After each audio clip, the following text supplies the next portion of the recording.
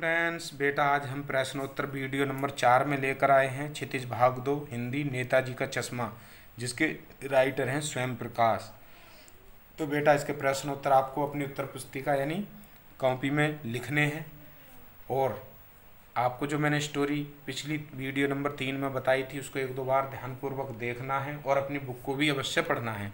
ठीक है, समय नष्ट ना करते हुए हम आगे बढ़ते हैं।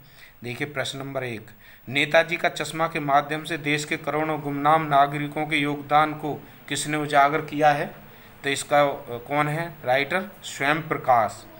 दूसरा, प्रस्तुत कहानी कहाँ से संबंधित है?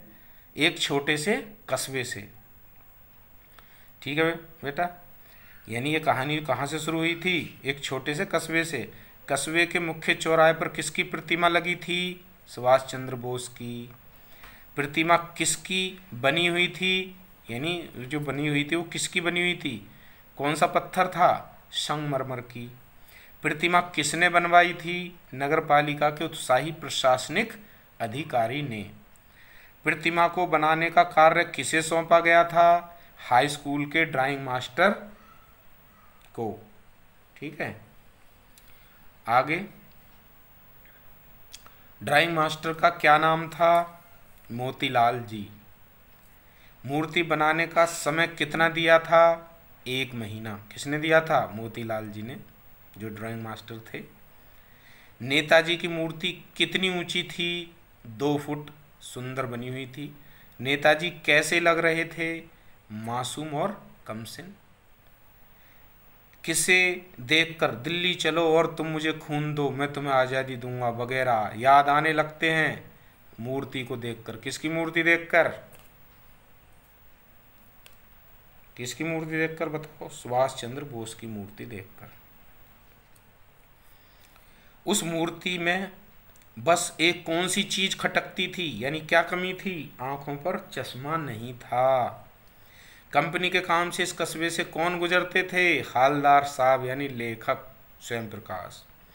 हालदार साहब पहली बार इस कस्बे में क्यों रुके थे?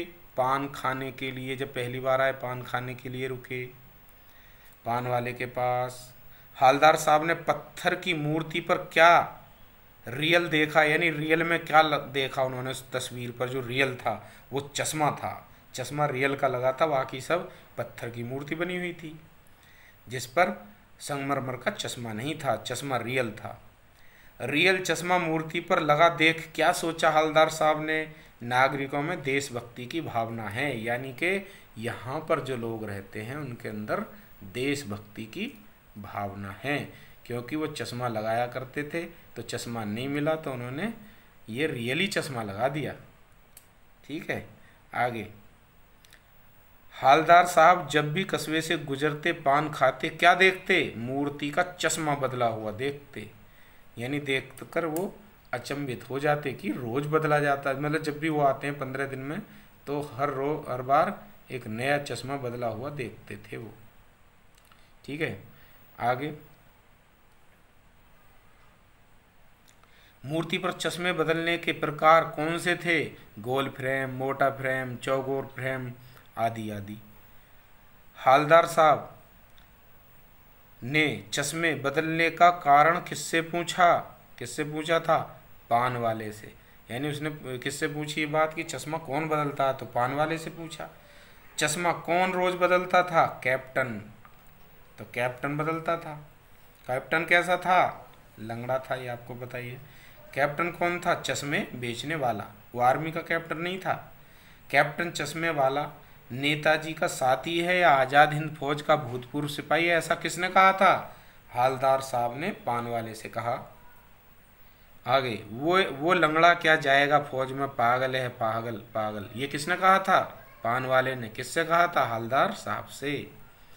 पान वाले द्वारा एक देशभक्ति की यानी देशभक्त की इस तरह मजाक उड़ाना अच्छा नहीं लगा। किसको अच्छा नहीं लगा? पान वाले द्वारा जो मजाक उड़ाई गई, यानी हालदार साहब को अच्छा नहीं लगा। आगे,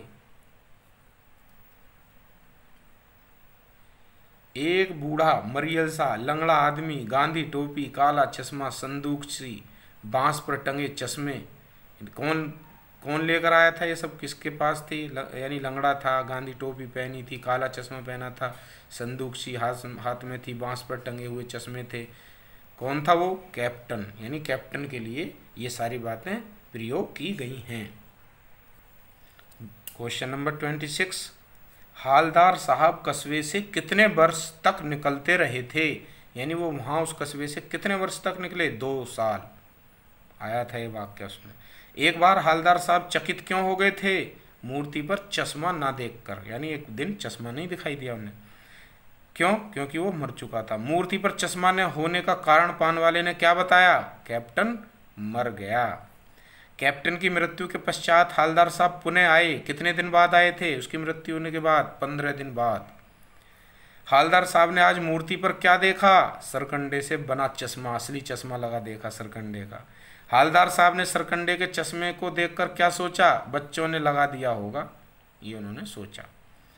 32, सरकंडे के चश्मे को लगा देखकर क्या प्रतिक्रिया हुई? हालदार साहब की आंखें भर आईं, उनकी आंखों में आंसू आ गए। 33, मूर्ति के सामने जाकर अटेंशन में कौन खड़े हो गए? हालदार साहब। किसके लिए? मजेदार बात थी कि मूर्तिकार मूर्ति पर चश्मा लगाना भूल गया। पान वाले के लिए, यानी पान वाले के लिए मजेदार बात थी कि वो लगाना, यानी उस पर चश्मा लगाना भूल गया था। ये 42 क्वेश्चन है बेटा। आगे